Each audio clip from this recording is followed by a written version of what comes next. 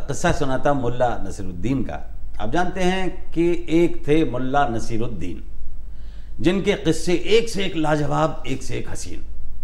उन पर आरोप भी लगाए जाते थे संगीन। दरबार में सारे के सारे मनसबदार, शायर, सूफी, अल-गज़ाली, इब्न सिन्ना, अल-बरूनी, आलिम व फाजिल, सबके सब सरदार, सिपहसालार, ओहदेदार मुल्ला से चिढ़े कुढ़े रहते थे, क्योंकि मुल्ला उन्हें अज्ञानी और झूठा मानते थे। सब ने मिलकर बादशाह से शिकायत कर दी कि मुल्ला नसीरुद्दीन हुकूमत के लिए खतरा बन चुका है आलमपनाह। सोची उन पर राज दरबार में मुकदमा चलाया गया। दरबार में बादशाह ने मुल्ला से कहा, मुल्ला नसीरुद्दीन, पहले तुम अपनी बात दरबार के सामने रखो। मुल्ला ने कहा, कुछ कागज और कलम मंगा दीजिए। कागज और कलम मंगा लिए गए साहब। मुल्ला ने कहा कि अब 10 ज़हीन यानी बुद्धिमान लोगों को एक एक कागज और कलम दे दीजिए।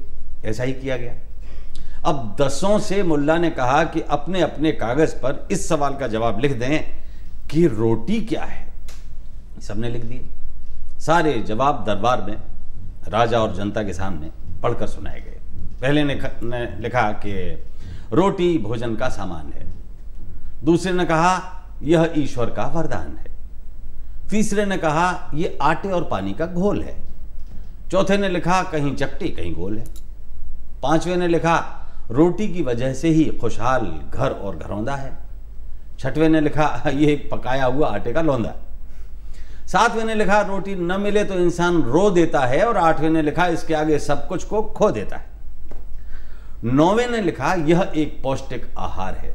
और 10वें ने लिखा कुछ कहा नहीं जा सकता, इसकी महिमा अपार है।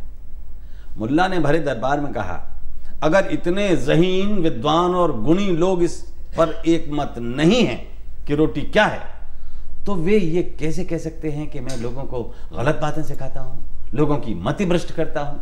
मुल्ला का मुकदमा खारिज हो गया। पर इतना तय है कि रोटी न मिले तो मति को कर देती है भ्रष्ट, दे सकती है अपार कष्ट और कर सकती है नष्ट। मिलती रहे तो मां होती है, न मिले तो हत्यारी होती है। अच्छी है या बुरी है रोटी दुनिया की धुरी।